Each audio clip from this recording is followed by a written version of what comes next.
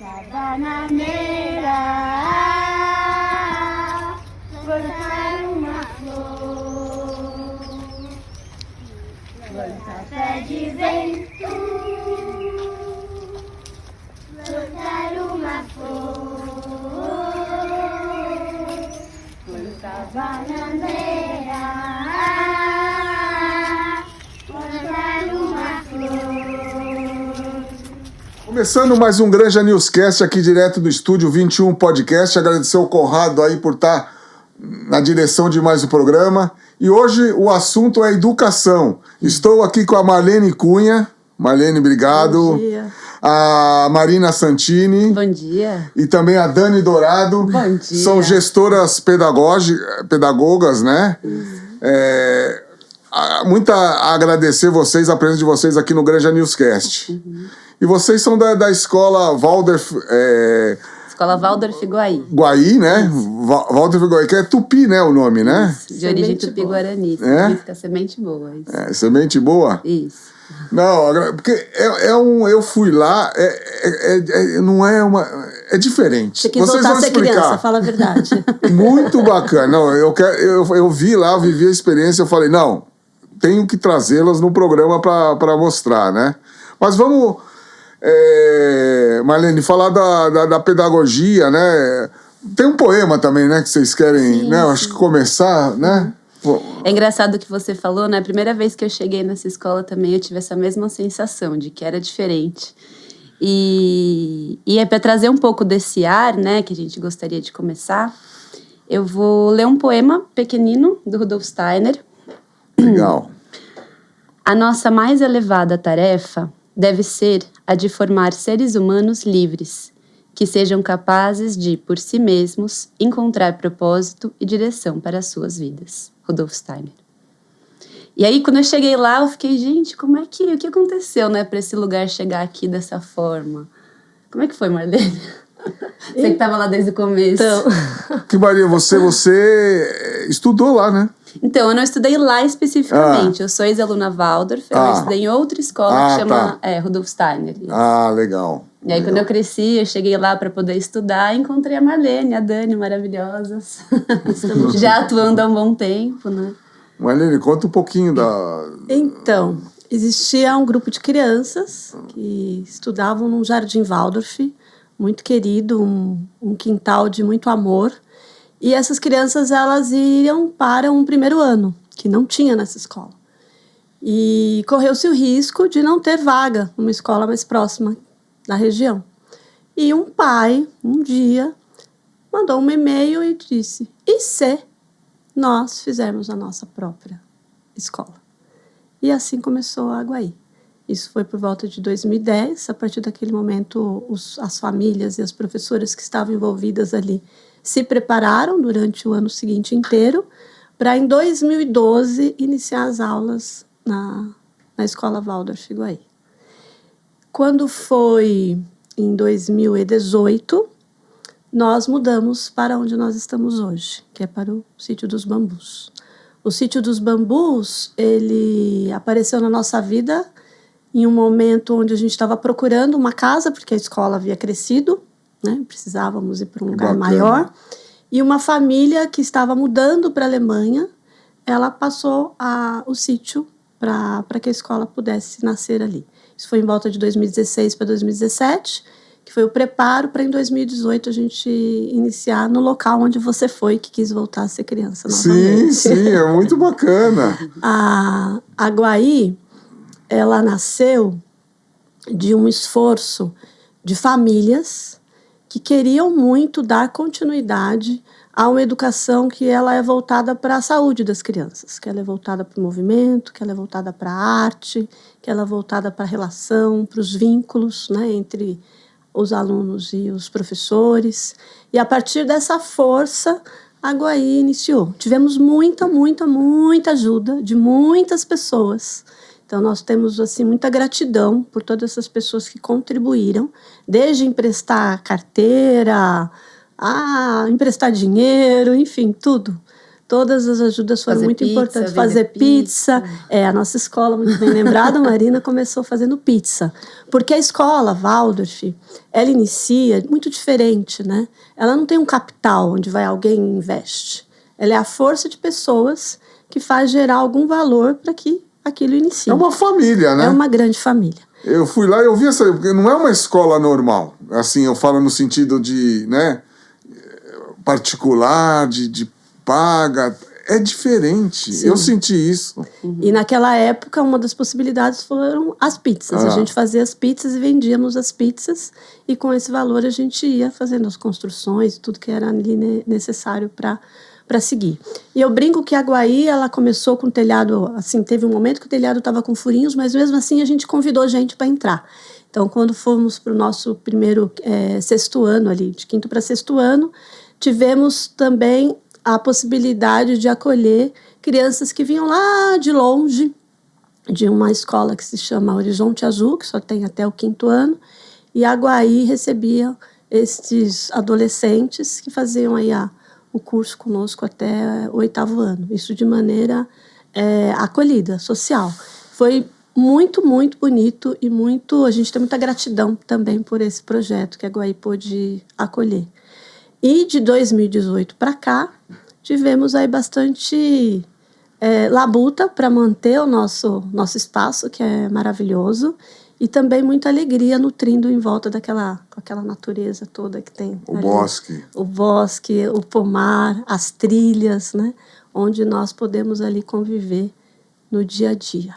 Porque lá as crianças são de 6 a 14 anos? Qual aí, né? Isso, elas entram com 6, completando 7 nesse primeiro ano, e saem completando os 14 para 15, depende não é uma coisa rígida, né? Cada criança tem também sua biografia, e isso é olhado quando a família vem conversar conosco, né? As regras não são rígidas. Eu falei, vou retornar a dizer, é diferente lá, porque eu vejo, vocês acompanham a criança, né? Não é um número, não é mais um, né? Não é que nem as outras escolas que tem 100 alunos, 80 alunos em uma classe, né? E mandar boleto. Não é assim, né? Vocês veem a criança, ela está com algum problema, vocês convivem com ela. É diferente, é um outro olhar, né? Eu acho que isso está muito ligado, né, com a proposta da pedagogia Waldorf em si. Quando a pedagogia Waldorf ela tem 106 anos, né? Então é uma pedagogia que você pensa, nossa, como ela é antiga. E aí você pode pensar que nesse antigo, talvez ela não atenda à atualidade. Mas é uma das essências, né? Um dos pilares da pedagogia Waldorf é buscar esse olhar atento para o desenvolvimento do ser humano. E quando a gente pensa nisso, a gente está sempre na atualidade, né? Porque o ser humano está ali naquele momento anímico, espiritual, de desenvolvimento fisiológico, de desenvolvimento cognitivo, de desenvolvimento de todo esse conteúdo. E para desenvolver todo esse conteúdo, a gente precisa estar sempre atento a cada movimento que esse estudante está fazendo, né?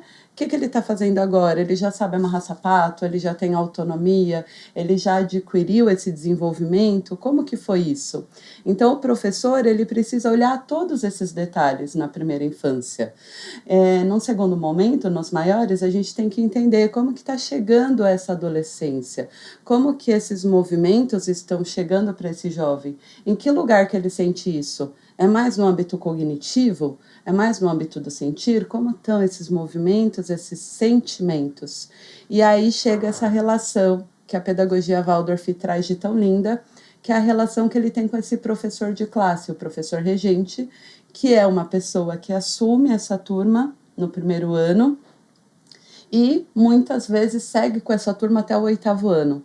Então, a gente tem um conhecimento muito próximo dos alunos, né? Às vezes acontece nesses tempos modernos e na atualidade de ser diferente. Às vezes o professor assume um primeiro ano, segue até um quinto, né, ano, mas normalmente por um período longo. E a gente tem essa proximidade. E por isso a necessidade de turmas menores, para que a gente tenha esse olhar atento, esse desenvolvimento e consiga acolher a todos, né? E ter essa dinâmica. É um grande diferencial esse, né? Dentro da educação, né, para a atuação hoje no mundo, é muito importante que tenha essa comunidade, né? E o primeiro elo disso é a parceria professora, professor e a família, né? Então, essa relação que a professora Daniela está falando, ela se constitui porque esses adultos que estão envolvidos com essa criança estão no esforço de uma educação salutar, né? Então, isso é fundamental para que se vingue, né, esse fruto como fruta doce que cai dessa semente boa, né? E é uma compreensão... Quer falar? Não. Não, é uma compreensão de que o que vive dentro da escola não está só dentro da escola, né? Mas também vem para dentro de casa e vice-versa. O que é vivido dentro de casa também é vivido dentro da escola. Então, quando você diz é uma família, é uma comunidade, né? É um esforço realmente de coerência nessa educação da criança. Não tem até uma fala que é uma aldeia inteira necessária para cuidar de uma criança, né? Então, é um espaço que realmente busca esse vínculo com essas famílias de cada uma dessas crianças, né? E esse vínculo, ele é tecido com muita labuta, com muito aprendizado, né? Com muita parceria. E o mais interessante disso tudo é que esse vínculo que é construído, né? Escola-família, professor-família, né? Esse contexto desse envoltório, dentro tem as nossas crianças. Então, quando a gente pensa nessa imagem da nossa escola, das escolas Waldorf, mais da Guaí, a gente traz sempre uma imagem que eu acho que traz muito esse ambiente da nossa escola, que é uma escola que está em uma área verde, uma área muito bonita. Então, a gente tem ali aquele cinturão, né, que é essa mata. Dentro desse cinturão, a gente tem o coração da nossa escola, e aí a gente tem ali os professores, a comunidade, todos de mãos dadas, e dentro nós temos os estudantes, né? Os pequeninos, os mais jovens, e é nesse lugar que eles se sentem confiantes. É através dessa parceria da escola-família, dessa comunidade, que eles se sentem confiantes para se desenvolver cognitivamente, desenvolver fisicamente, desenvolver no âmbito do sentir, né? Então, eles vão ganhando ali essa força e essa autonomia, esse contexto social fortalece, mas eles vão ganhando ferramentas que futuramente vão reverberar nessa autoeducação, nesse lugar. Então, cada vivência dentro desse currículo da pedagogia Waldorf é olhando justamente o que a gente está semeando ali, né? E aí acho que é muito o nome da nossa escola de semente boa. Mas o que a gente está semeando em cada uma daquelas crianças, daqueles jovens, com cada matéria, com cada conteúdo vivenciado, né? Algo que o Steiner traz que é muito interessante, que é justamente isso, é olhar o momento de desenvolvimento daquele aluno. O que está acontecendo com ele fisicamente? Né? Em que momento ele está? Ele já consegue correr, pular, saltar? E aí, essa conversa desse desenvolvimento fisiológico com o currículo. Agora, o aluno está em um momento em que ele consegue dormir longe da mãe. Ele consegue uma autonomia maior. O que acontece no nosso currículo? O que chega na história? O que chega nas artes? O que chega na música? Que vai nutrir justamente essa capacidade dele e fazer com que ele desenvolva ainda mais essa capacidade. E eu acho isso sensacional, assim, no fio condutor da nossa escola, que é esse currículo, e que acontece graças a essa união, né, do colegiado com as famílias, com essa comunidade que está muito ligada com a nossa gestão escolar, né? Eu acho que isso é um aspecto bem importante de trazer, que a escola, ela existe, ela não tem um dono, né? Ela tem um grupo de pessoas, que é esse grupo que a Marlene trouxe, que cuida dessa gestão escolar. Isso, né? Vamos falar da gestão. Vamos falar da gestão. Até né? para as pessoas entenderem, né? Mas posso contar só um pouquinho antes da gestão? O programa é seu. Onde que nasceu, né, essa pedagogia? Da onde que ela veio? Da onde que ela surgiu, né? Que isso? É algo lá da Europa. Quem é Steiner? Né? Vem muitas dúvidas sobre isso, né? Ó, vocês estão escondendo aí, me contem tudo, ó. Um austríaco, Rudolf Steiner, que no momento crucial ali depois da Primeira Guerra, né, por volta de 1920. Ele atuava numa fábrica junto aos adultos e a atuação dele com esses adultos ela foi tão preciosa que os pais falaram: será que você não poderia passar todo esse saber para as crianças, né? E aí, a partir disso, começou, através do dono também na fábrica, o Emil Molt na época, surgiu esse insight, esse impulso de iniciar aí a primeira escola Waldorf. Nós estamos indo aí para 105 anos, né, de pedagogia, aproximadamente 1.200 escolas no mundo na área fundamental, mas acho que umas 1.000 e poucas, quase 2.000 nos jardins. E para atualizar essa pedagogia, a gente tem encontros permanentes, congressos, estudos, enfim. É uma pedagogia, a gente fala que é uma pedagogia viva, né? Então, não é que ela era daquele jeito e mantém, não. Nós, através dos conhecimentos atuais, vamos modelando a pedagogia para atender as crianças da época, de acordo com a época. Isso eu acho muito precioso. Então, falando um pouquinho aí da pedagogia Waldorf, a gente vem para a gestão, é isso? Uhum. E acho que a gestão, ela tem um quê de muito precioso na pedagogia Waldorf. E acho que na Aguaí, ela tem algo assim que tem um dourado por cima desse precioso. Porque há um esforço muito grande para se manter, né? E, ao mesmo tempo... Para se manter esse princípio. Isso, esse princípio. O que é esse princípio? De nós termos uma associação. Então, a escola ela é particular, mas ela é no formato associativo. Então, ela não teve esse capital inicial, né? Nem tem um capital, não tem sócios. Ela é mantida por um grupo que são os mantenedores, que é uma associação de fato, como uma associação de um clube, de um condomínio, que tem os seus diretores, registrada em cartório e tudo mais. Mas a eleição é feita de uma maneira muito específica, que vai um pouco além do democrático. Através dessa eleição, nós temos um fluxo de pessoas, de aproximadamente 2 em 2 anos, que vão se modificando. Quem são essas pessoas? São os pais, são as mães da escola, que se colocam ao dispor a trabalhar pela escola, né? Então, atuando em tudo que vai da escola para o mundo, seja a parte jurídica, a parte legal, financeira. Então, essa é a parte da mantenedora. De mãos dadas ali, abraçando bem carinhosamente, nós temos algo que é o Conselho de Famílias. O Conselho de Famílias, ele é aquele apoio, que ele é o apoio do sentir, né? Ele está sempre junto, tanto com os professores, com os mantenedores. Ele está junto com as famílias nas suas necessidades, mas ele também está junto com as famílias no que é possível. E ele está junto também numa parte que é muito gostosa, que é a elaboração das festas, e numa parte de muita união também, que é o trabalho que é dividido em comissões. Então, por exemplo, nós temos que construir um estacionamento.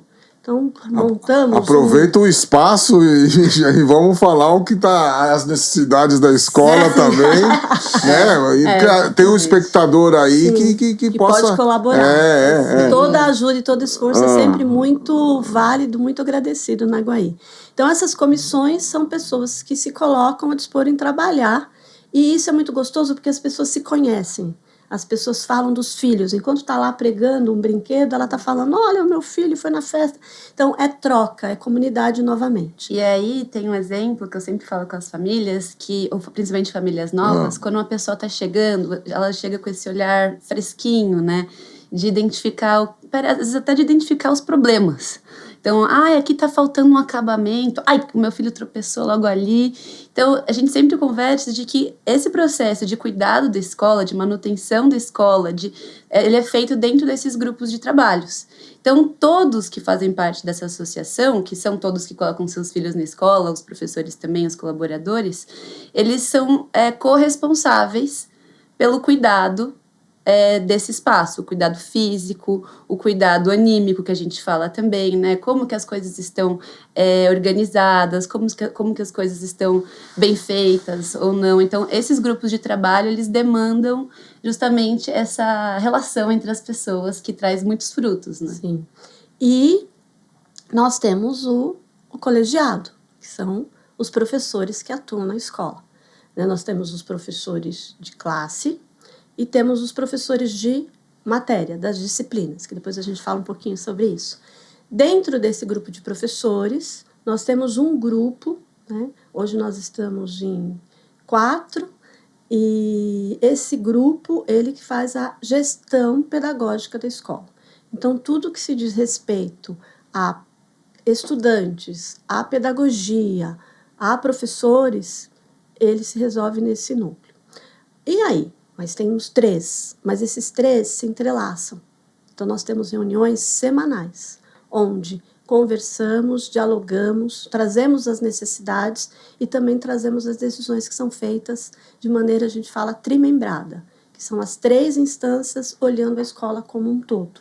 E isso é muito importante, porque a ideia é que a gente consiga atender o máximo possível as necessidades, sempre focando em quem?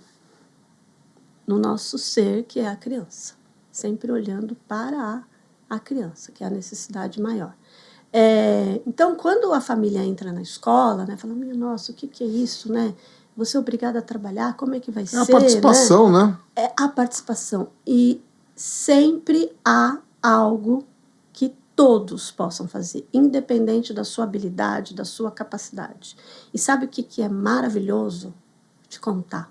Que quando a pessoa faz algo, ela participa de alguma maneira, ou de um grupo de trabalho, ou de uma comissão, ou de uma mantenedora, e ela termina, como a gente ouviu há menos de um mês atrás, ela termina agradecendo por todo o aprendizado que ela teve e por toda a satisfação pessoal que ela teve.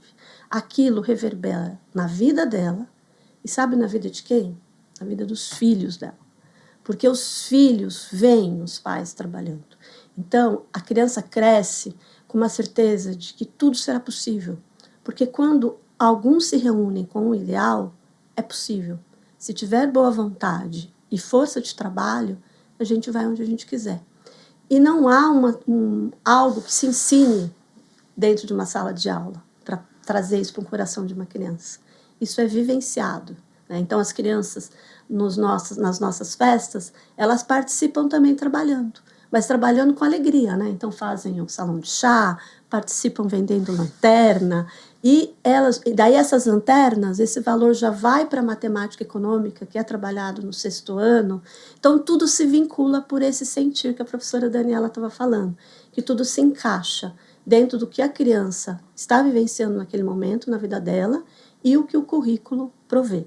E a escola associativa, ela provê para essa criança e para esse jovem, esse adolescente que está se tornando jovem, essa confiança de ir para o mundo, porque daqui a pouco ele está no ensino médio e ele vai para o mundo em seguida.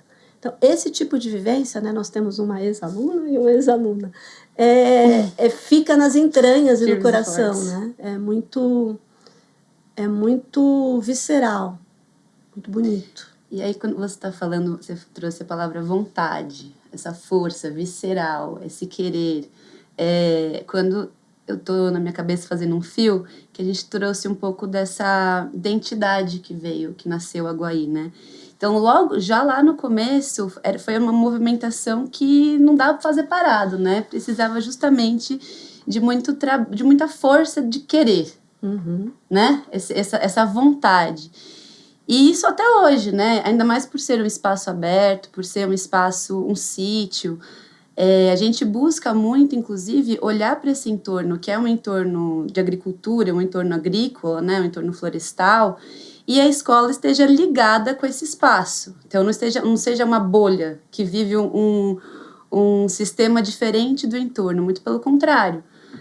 Tendo essa noção dessa identidade nesse espaço, que é essa representatividade de ser uma das poucas matas atlânticas, de grande densidade que ainda temos, é uma responsabilidade também, né? Então, algo que a gente veio construindo ao longo dos anos, justamente com essa identidade, essa busca pelo fazer, foi o trabalho com a agricultura, né? Aí a gente falando um pouquinho desse currículo, acho que a agricultura, ela mostra uma representação do que esse currículo no âmbito do fazer, que é algo que nos dias de hoje é um desafio, né? A gente conseguir concluir algo que a gente começa, a gente conseguir ter essa confiança em fazer com as próprias mãos, porque tudo já vem pronto, né? Tudo já vem comprado, né? A gente pode falar um pouco dos elementos visuais também, né? Tudo já vem, as imagens já vêm prontas na internet, na TV, nas telas. E esse processo que a gente busca dentro dessa escola, e acho que é uma característica muito forte, é esse fazer com as próprias mãos, é esse criar de dentro mesmo, né? Então, a agricultura, ela existe como uma disciplina dentro da escola, tem um professor específico, né, que dá aula de agricultura, isso foi uma grande conquista também, mas ela integra todo o âmbito do currículo, o currículo do 1º ao 8º ano, aí desde venda de galinhas, não, venda de galinhas dos não, ovos. venda dos ovos, Sim. desde a venda das lanternas, né, e tudo mais. E das coisas que a gente vai cultivando na própria escola, né? Então, às vezes tem a colher de limão, tem Açafrão, o broto de bambu, açafrão. Então, tem várias... Esses eventos que vai construindo ali dentro desses projetos. Acho que o que é muito legal disso que a Má trouxe agora e que a gente vê hoje muito forte, né, nos dias de hoje, é esse lugar que a gente observa de uma vulnerabilidade das nossas crianças e adolescentes, né, diante de vários fatores, né, de diversos estímulos, das telas, que tem sido algo assim bem grandioso agora, né, essa percepção do quanto isso pode ser prejudicial. E esse é um olhar que a pedagogia Waldorf já tem desde a época que eu era aluna. Então, né, essa coisa da TV em casa, do tempo de tela, de observar, de cuidar, de não ter telas muitas vezes, né? Isso vai depender muito de cada criança. Tela que você fala é o tablet, o celular, né? Tudo isso, né? Então, a pedagogia Waldorf, ela sempre teve esse olhar atento, muito relacionado de olhar o que é essa tecnologia, o que é a modernidade. E aí, para além de usufruir disso, é compreender de que forma isso pode interferir no desenvolvimento dessa comunidade, interferir no desenvolvimento dos sentidos, dessa percepção do tato, dessa percepção do olhar, dessa conexão, que são sentidos que vão nutrir no jovem, na criança, um poder maior para a cognição, né? Que é esse poder da imaginação, de poder imaginar algo em ação, né? Quando a gente pensa em imaginação, quando tem a narrativa de uma história, ele consegue imaginar toda essa história e ele consegue criar. Então, uma criança que se torna um jovem, um adulto rico em repertório de imaginação. E é uma pessoa, e a gente tem muitos relatos sobre isso, né? Que futuramente no mercado de trabalho, em suas vidas pessoais, no seu autodesenvolvimento, ele tem esse escopo, ele tem essa imaginação, ele tem esse lugar onde ele transforma um problema em uma solução, porque ele consegue imaginar, ele não precisa sempre de uma receita pronta. Eu acho que isso é fantástico. Para trabalhar o criativo, né? E aí, acho que todas as matérias faz isso, né? Sim. Às vezes as pessoas falam, é questão da matemática, né? Como é que você vai resolver uma questão de raciocínio lógico se você não tem a possibilidade e a liberdade de imaginar, né? Então, a questão da imaginação, ela vai muito além de um repertório escolar. Ela é para a vida, né? Porque você vai ter problemas na tua vida que a tecnologia não vai resolver. Que é você que vai ter que refletir e você que vai ter que encontrar caminhos, né? Então, a pedagogia, né, falar uma pedagogia para a liberdade. Que liberdade é essa? E muitas vezes a gente confunde um pouco liberdade e libertinagem, né? A liberdade é a possibilidade da gente ser o ser humano que a gente veio para ser. E o ser humano que a gente veio para ser, imaginando como nós, e não copiando o que alguém imaginou. Então, por exemplo, para entender um pouquinho de forma mais prática, a gente pede para que as crianças leiam um livro primeiro, antes de assistir o filme. Porque quando ela lê o livro, ela cria o personagem dela. Ela cria a cor, ela cria o monstro que ela dá conta de lidar. É diferente de quando ela assiste. Então, ela já vai ter a visão lá do diretor que teve aquela imaginação. Né? Então, a ideia é que com essa imaginação ela permeie, lógico, a vida escolar, mas que ela seja um alicerce para a vida futura desse ser humano.